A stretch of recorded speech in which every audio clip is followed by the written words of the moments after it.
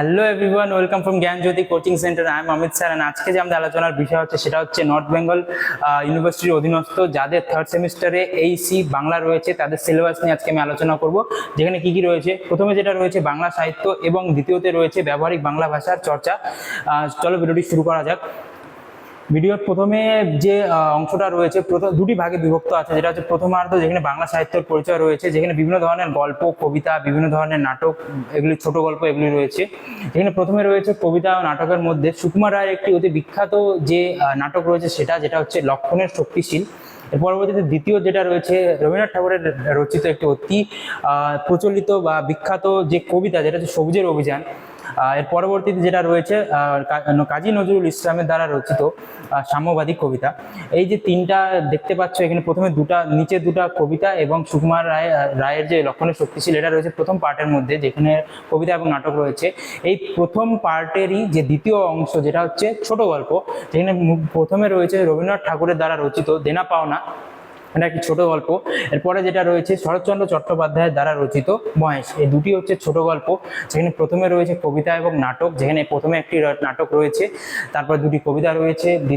দ্বিতীয় অংশের মধ্যে রয়েছে ছোট গল্প, যেখানে প্রথমে রয়েছে দেনা পাওনা রবীন্দ্রনাথ ঠাকুর দ্বারা রচিত, দ্বিতীয়তে রয়েছে শরৎচন্দ্র চট্টোপাধ্যায়ের মহেশ।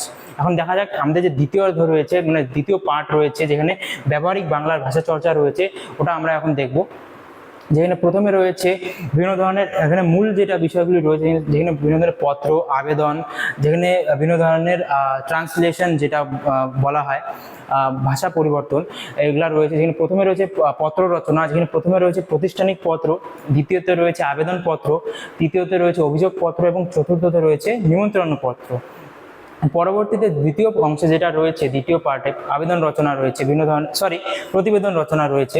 এর পরবর্তীতে হচ্ছে বিজ্ঞপ্তি ও কার্য বিবরণী, যেখানে প্রথমে রয়েছে বিজ্ঞপ্তি, দ্বিতীয়তে রয়েছে সবার কার্য বিবরণী রচনা, তৃতীয়তে রয়েছে সবার গৃহীত সিদ্ধান্ত সমূহ। এর পরবর্তীতে রয়েছে তাৎক্ষণিক বক্তৃতা, মানে তোমাদেরকে কোনো একটা টপিক দিয়ে দেওয়া হবে, তোমাদেরকে সাডেনলি মানে তাৎক্ষণিক তোমাদেরকে ওই বিষয়ে তোমাদেরকে একটা বক্তৃতা দিতে হবে স্টেজে গিয়ে, এরকম একটা ব্যাপার, সেটা তোমাদেরকে পরীক্ষার খাতা লিখতে হবে। এর পরবর্তীতে রয়েছে ইংরেজি থেকে বঙ্গানুবাদ, মানে ইংরেজি ভাষায় তোমাদেরকে কিছু সেন্টেন্স দিয়ে দেওয়া হবে, সেটা তোমাদেরকে বাংলায় ট্রান্সলেট করতে হবে।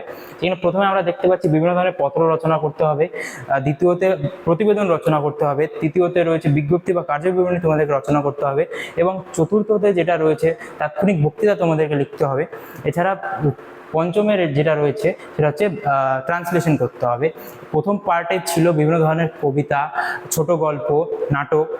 তার পরবর্তী দ্বিতীয় পার্টে রয়েছে ব্যবহারিক যে বাংলা চর্চা রয়েছে, যেখানে বিভিন্ন ধরনের জিনিস তোমাদেরকে লিখতে হবে, সেগুলি রয়েছে, তোমাদের টপিক দিয়ে দেওয়া হবে, সেটা রয়েছে। আশা করি তোমাদেরকে আমার যে আজকের ভিডিওতে আছে তোমাদের ওটা ভালো লেগেছিল।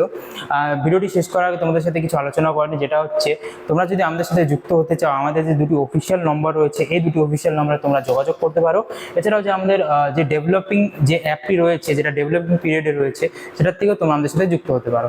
আমাদের সাথে যুক্ত হলে তোমরা কী কী পেয়ে যাচ্ছ, যেখানে তোমরা পেয়ে যাচ্ছ proper guidance, recorded classes, high quality notes and 100% common suggestion তোমরা পেয়ে যাচ্ছ।